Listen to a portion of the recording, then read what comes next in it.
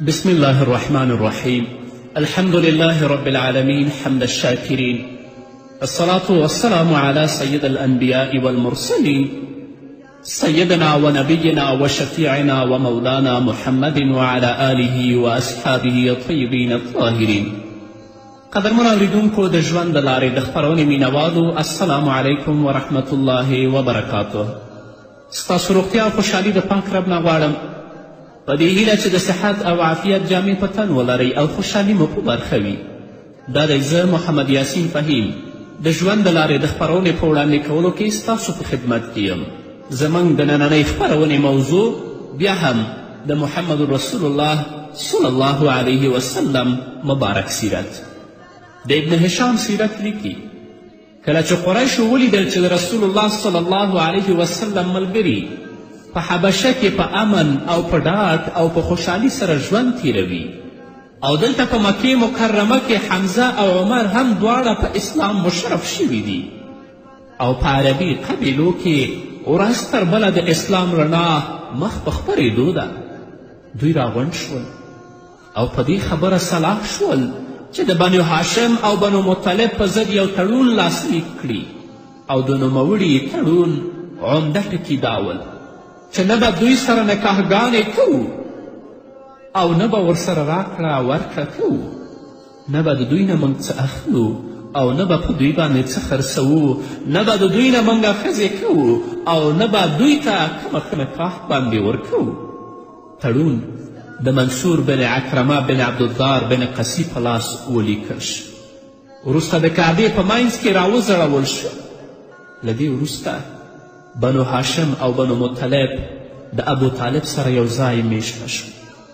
یوازې ابو لهب چې د محمد رسول الله صلی الله علیه وسلم تره و، هغه د خپل قوم او قبیله پرېښودله، د رسول الله دښمني اختیار کړه، د قریشو په ملګرتیا کې شامل شه او د خپل قوم او د خپل ورونه او د خپل وراره یې پرېښود.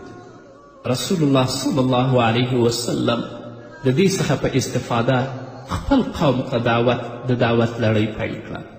شپه او ورځ یې په پټه او په ښکاره د چا له ویرې نه پرته خلک د الله رب العزت دین طرف ته رابلل او د الله رب العزت د وحدانیت نه خبرول، په هغه شرک او بتپرستي او په بدبختي کې چې هغوی اخته ول.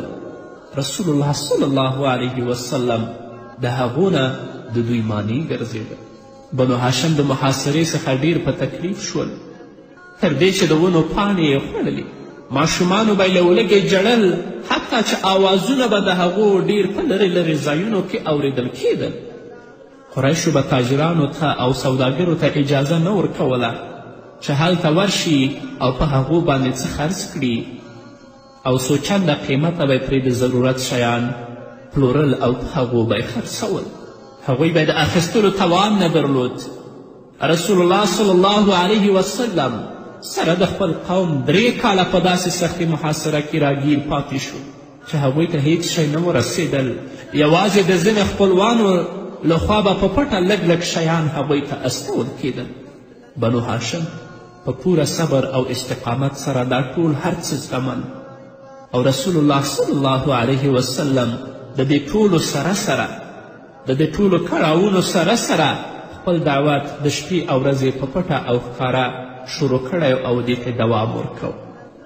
حتی د سیرت کتابونه لیکي چې بنو هاشم باندې دومره سختی او کړاو او تکلیف راغی چې هغوی به د خرما زړي میده کول او هغه به یې خوړل. رسول الله صلی الله علیه وسلم دا ټول برداشت، د الله رب العزت شکر یې ایسته او کوشش یې کوه چې څنګه د الله رب العزت بندگانو ته د الله دین ورسوي او څنګه دوی د شرک، بدبختي او د بتپرستي نه راواړوي چې یوازې د یو الله رب العزت عبادت ته مخه کړي. اوس دا تړون ماتیږي او محاصره ختمیږي. د قریش ځینې بامروته او د ویښ ضمیر خاوندانو چې په سر کې هشام بن عمر بن ربیعه و، دا ظالمانه تړون ډیر بد وګڼ، او د دوی نفسونه د دې تړون منلو ته نور تیار نه و. هشام بن عمر بن ربیعه چې په خپل قوم کې د لومړۍ مرتبې څښتن و او د ټولو خلکو سره ښې اړیکې درلودې. د قریشو هغه سړو ته چې په زړونو کې نرمي او عاطفه وه او ځوانمردي یې درلوده ورغی او هغوی یې د دې ظالمانه تړون څخه د وتلو او د هغې د ماتولو لپاره وهڅول. او کله چې دوی 15 کسان برابر شول په خپلو کې د تړون په ماتولو او د صحیفې په شکولو اتفاق وکړه.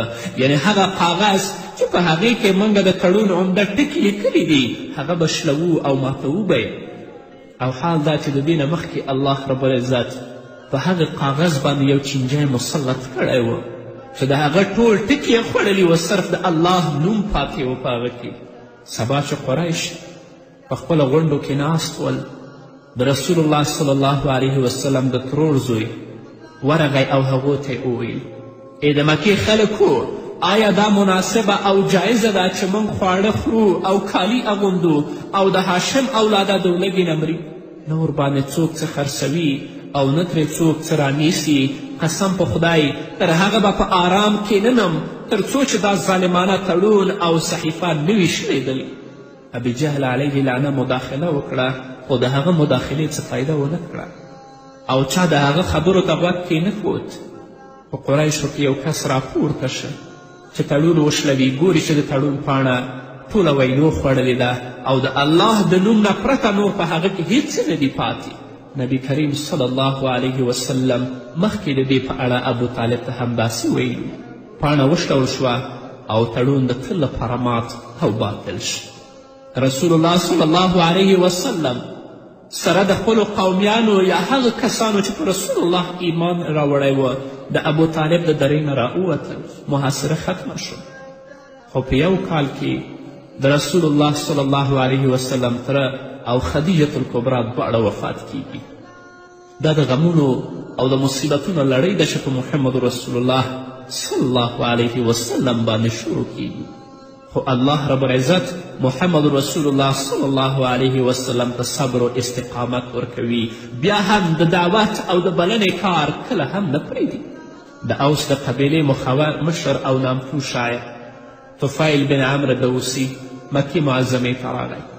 قریش د هغه او د رسول الله صلی الله علیه وسلم ترمنځ حایل واقع شول او هغه د رسول الله صلی الله علیه وسلم د ملاقات او د رسول الله صلی الله علیه وسلم د خبرو د اوریدلو څخه وویروه چې کله هغه سره هم ملاقات مه کوه او کله هم د هغه خبرې مه اوره. قریشو طفیل ته وویل چې موږ ستا او ستا د قوم په اړه ویره او تشویش لرو چې محمد به تاسې ته هم هغه مصیبت راوړي کوم یې چې موږ ته راوړی دی. پام کوه چې نه ورسره خبرې وکړې او نه د هغه نه څه واورې. طفیل وایي چې قریشو راته د رسول الله صلی الله علیه وسلم په اړه دومره خبرې وکړې چې ما تصمیم ونیوه چې نه به ورڅخه څه اورم او نه به ورسره خبرې کوم تر دې چې ما په خپلو غوږونو کې مالوچ او پاغونده کېښود چې د رسول الله خبرې وانه وړم. سبا چې کله مسجد حرام ته ولاړم رسول الله صلی الله علیه وسلم مې ولیده چې کعبې تر څنګ ولاړ دی، هغه لمونځ کوي. زه ورسره هم نږدې ودرېدلم، لکن الله تعالی اراده کړې وه چې د رسول الله صلی الله علیه وسلم څه خبرې ما ته راواوروي. طفیل وایي چې د محمد رسول الله صلی الله علیه وسلم نه مې ډېره خوږه او ښکلې وینا واورېده او د ځان سره مې وویل چې دا خو ډېر زیرکه او هوښیار سړی دی، ښایي چې شاعر وي. او ځان سره مې دا ویل چې زه خو ښې او بدې خبرې پیژنم نو ولې د دې سړي خبرې وانه ورم. که ښه خبرې وکړې هغه به قبلوم او که بدې خبرې وکړې نو زه به یې نه قبلوم. طفیل د خپل تصمیم په اساس د رسول الله صلی الله علیه وسلم کور ته ورغی. د خپل راتګ ټوله کیسه یې رسول الله ته واوروله. رسول الله صلی الله علیه وسلم ورته د اسلام په لور بلنه ورکړه او قرآن کریم یې دې طفیل ته تلاوت کړ. د طفیل په زړه کې قرآن کریم ژور تاثیر وکړ او هغه مسلمان شو، ویلې چې اشهد ان لا اله الا الله و اشهد انک رسول الله. بیا خپل قوم ته لاړه او هغوی اسلام ته راوبلل. خپل کورنۍ ته اعلان وکړه چې تر هغې به زه کور ته داخل نشم تر څو ټول اسلام قبول نه کړئ. او په دې توګه ټوله کورنۍ په اسلام مشرفه شوه. خپله قبیله د اوس یې اسلام ته راوباله او هلته اسلام خپور شو. رسول الله باندې ډېر تکلیفونه راغلل، ډېر کړاوونه راغلل، خو پیغمبر علیه الصلاة وسلام کله هم د دعوت کار پرې نه ښود چې نتیجه یې دا شوه چې د رسول الله صلی الله علیه وسلم دین د دنیا هر ګوټ ګوټ ته ورسېد. تورې تیارې د جهالت خورې اوس د دې نه رسول الله صلی الله علیه وسلم وروسته سفر کوي طایف لورې ته. دا به واورو خوب یوې دمې نه وروسته. انسانیت پکې چا نه پېژندو لړۍ د ظلم او وحشت خورې وي له انسانانو ورک شوي منزلونه چې حضور راغی دنیا ته یې پیغام راوړو د شرافت پیغام هر خوا خوره د جهالت و تورتمونه چې حضور راغی. قدرمنو اوریدونکو بیا هم زموږ سلامونه او نیکې هیلې ومنئ. ابن اسحاق لیکي کله چې ابو طالب وفات شو قریشو رسول الله صلی الله علیه وسلم ته ډیر زیات تکلیف ورکړ ځکه کله چې ابو طالب ژوندی و د زیات تکلیف وسې نه رسېده چې رسول الله ته تکلیف ورسوي. نو له دې امله رسول الله صلی الله علیه وسلم د طایف په لور وخوځېد تر څو د ثقیف د قبیلې څخه د مرستې غوښتنه وکړي. رسول الله صلی الله علیه وسلم چې کله طایف ته ورسېد د ثقیف 3 تنه مشران چې 3 واړه ورونه ول رسول الله هغو سره لیدنه وکړه او پیغمبر علیه الصلاة وسلام هغوی اسلام ته راوبلل. په هغوی کې د یو ځواب دا و که چیرې ته د الله پاک پیغمبر یې نو زه به د کعبې پوښ څیرې کړم. دا د هغه ځواب. دویم ویلې ستا پرته بل څوک الله ونه مونده چې هغه یې رالیږلی وی او پیغمبر کړی وی تی راولېږل. او دریم وویل په الله قسم زه نه غواړم چې تا سره خبرې وکړم که چیرې ته رښتیا هم پیغمبر یې لکه چې څنګه ته وایې نو دا ډیره د خطر خبره ده چې ستا خبره رد کړم او که چیرې دروغجن یې نو ماته نه ده پکار چې زه دروغجن سره خبرې اترې وکړم. د دې ځوابونو د اورېدو وروسته رسول الله صلی الله علیه وسلم د ناامیدي په حالت کې د هغوی څخه پاڅېده او هغوی ته ویلې ستاسې ځوابونه خو همدا وه خو زما هیله دا ده چې دا د ځان سره راز وساتئ او چاته یې ونه وایئ. د رسول الله صلی الله علیه وسلم خوښه نه وه چې قوم یې د دې وضعیت څخه خبر شي ځکه چې نور به هم د رسول الله صلی الله علیه وسلم په ضد باندې راوپارېږي. ولې هغوی بدبختانو داسې ونه کړل بالعکس د خپل قوم لیونیان د خپل قوم کمعقلان او مریان یې ورپسې کړل. هغوی رسول الله ته ښکنځلې کولې رسول الله پسې چیغې او سورې وهلې تر دې چې ټول خلک یې ورته راغونډ کړل او رسول الله صلی الله علیه وسلم د عتبه او شیبه باغ ته پناه یې وړله. رسول الله صلی الله علیه وسلم دومره په کاڼو وویشته چې د بارک پڼۍ د وینو نه ډکې شوې. کله چې رسول الله صلی الله علیه وسلم هغه باغ ته لاړه نو د ثقیف قبیلې لیونیان او کمعقلان بیرته راستانه شول. رسول الله صلی الله علیه وسلم د انګور د یوې ونې سوري لاندې کېناست. د ربیعه 2 زمنو یې ننداره کوله. کله چې په پوره ډاډ او اطمینان کېناست دا دعا یې وکړه ای الله زه د خپلې کمزوري او د خپلې ناتواني او د خپلې بېوسۍ شکایت تا ته کوم. ای ارحم الراحمین ذاته ته د بېوزلو پروردګار یې زما رب یې ته مې چاته سپارې. داسې پردي او ناشنا خلکو ته چې دنیا را باندې سور اور وګرځوي او که کوم دښمن ته مې سپارې چې زما واګې د هغه په اختیار کې وي یا الله که ستا د قهر او غضب څخه په امان اوسم نو زه د هیڅ مشکل او ستونزې پروا نه لرم. ستا د هغه مخ په نور باندې پناه غواړم د کوم په وسیله چې ټولې تیارې رڼا ګرځېدلي او د دنیا او آخرت ټولې چارې ورباندې سمې شوي دي. له دې پناه غواړم چې ستا قهر او غضب را باندې رانازل شي. ای الله ستا شکر دی او ټوله ثنا او صفت ستا لپاره دی تر دې چې ته راضي شي. د ربیعه زامنو چې دا منظر ولیدو نو د رحم جذبات یې په خوځښت راغلل. خپل نصراني مریی او غلام عداس ته یې امر وکړه چې د انګورو یو وږی رسول الله ته یوسي. د عداس د دوی غلام عداس د امر په تعمیل کې د انګورو یو وږی په طبخ کې رسول الله صلی الله علیه وسلم ته یې وړ. کله چې کېښود رسول الله ته یې ویلې وخورئ. رسول الله صلی الله علیه وسلم چې کله انګورو ته لاس اوږد که نو ویلې بسم الله. عداس ورڅخه په ډېره حیرانتیا پوښتنه وکړه دا کلمات خو د دې وطن خلک نه استعمالوي. رسول الله د هغه څخه پوښتنه وکړه عداسه ته د کوم ځای او په کوم دین یې؟ عداس ځواب ورکړه زه نصراني او د نینوا یم. رسول الله وفرمیل ښه د نیک انسان یونس علیه السلام د وطن یې. عداس ورته ویلې تاسو یونس څه پیژنئ؟ رسول الله صلی الله علیه وسلم ځواب ورکړه هغه زما ورور دی، هغه هم پیغمبر و او زه هم پیغمبر یم.